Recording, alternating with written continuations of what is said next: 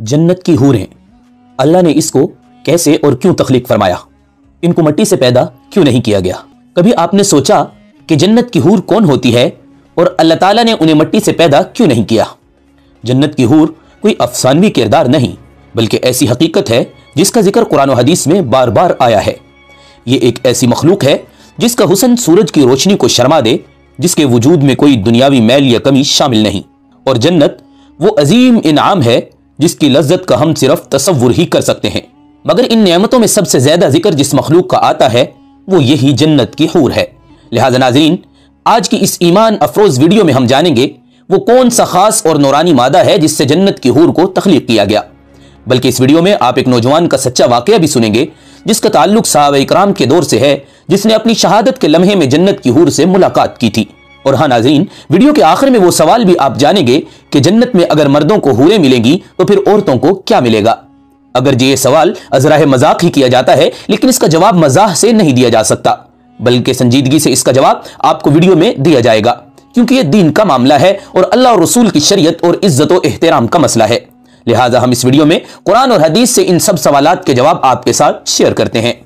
नाज़रीन, जन्नत की हूरों से मुताल्लिक मुकद्दस किताब कुरान करीम में खुद यूं फरमाया गया है कि नेक और मुत्तकी लोगों के लिए गोरी गोरी बड़ी आंखों वाली हूरें होंगी, जिसे हिफाजत से पोशीदा रखा हुआ मोती होता है।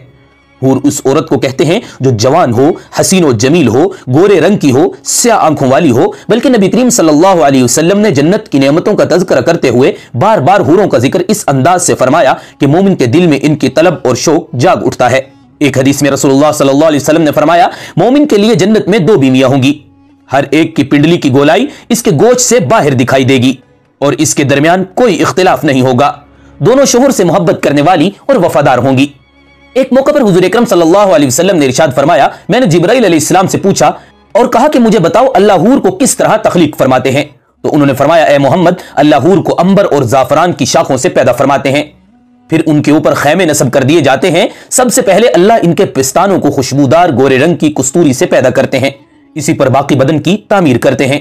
यानी अल्लाह ताला ने हूरों को मिट्टी से नहीं बनाया, बल्कि उनका तख्लीकी कवाम मुश्क, काफूर और जाफरान है।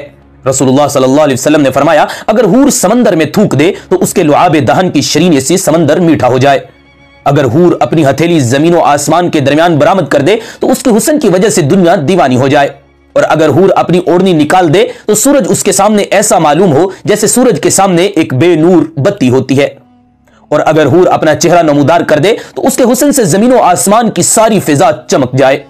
अलबत्ता मैं यहां इस बात की वजाहत कर दूं कि दुनिया की औरतों का हुस्न जन्नत में दाखिल होने के बाद हूरों से बढ़ जाएगा और वो हूरों की मालिका यानी सरदार होंगी।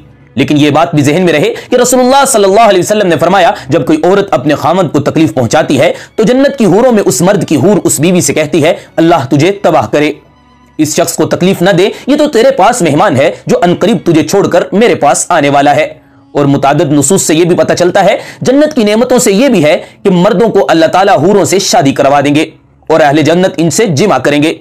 एक हदीस का मफहूम है, अगर जन्नत की हूर जन्नत से जमीन की तरफ झांक ले तो जन्नत से लेकर जमीन तक हर चीज रोशन हो जाए, यानी सातों आसमान भी रोशन हो जाएं और जमीन भी।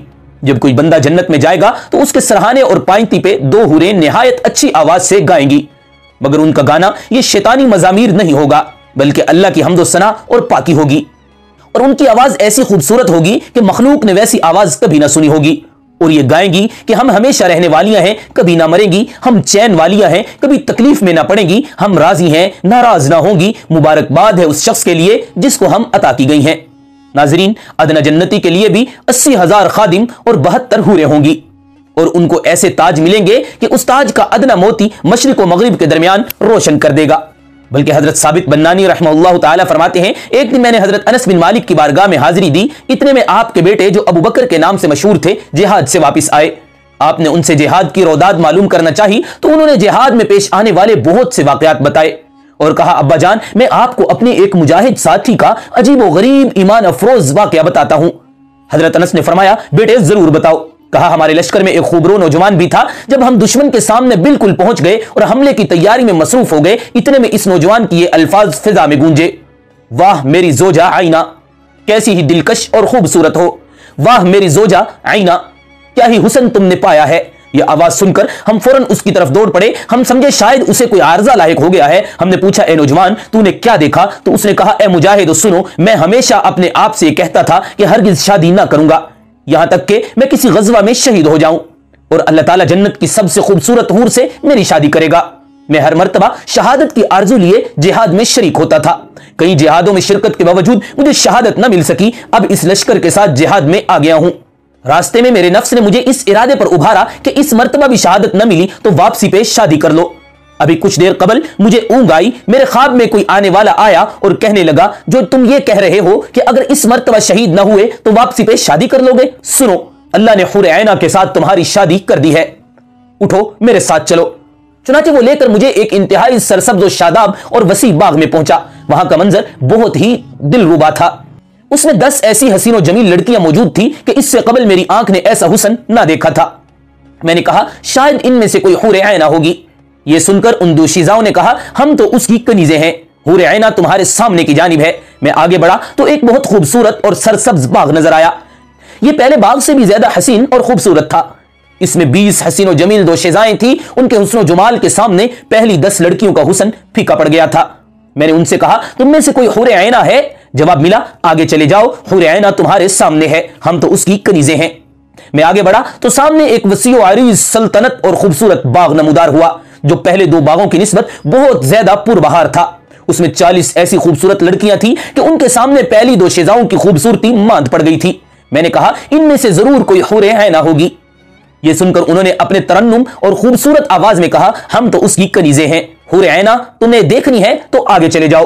میں آگے بڑھا، اپنے آپ کو یاقوت کے بنے ہوئے ایک خوبصورت کمرے میں پایا جس میں ایک تخت پر سابقہ تمام لڑکیوں سے زیادہ حسین و جمیل نوجوان دوشیزہ موجود تھی. اس کا حسن آنکھوں کو خیرہ کر رہا تھا. وہ بڑی شان و شوکت سے تخت پر بیٹھی میری جانب دیکھ رہی تھی. میں نے بےتاب ہو کر پوچھا کیا تم ہی حور عینہ ہو؟ اس نے اپنی خوبصورت آواز میں خوش آمدید کہا اور کہنے لگی میں ہی عینہ ہوں. یہ سن کر میں نے اسے چھونے کے لیے ہاتھ بڑھایا تو اس کی مترنم آواز گونجی ٹھہر جائیے، ابھی آپ کے اندر روح موجود ہے، کچھ دیر انتظار کیجئے، انشاءاللہ آج افطاری ہم ساتھ میں کریں گے. میں ابھی اس منظر ہوش ربا میں گم تھا کہ میری آنکھ کھل گئی.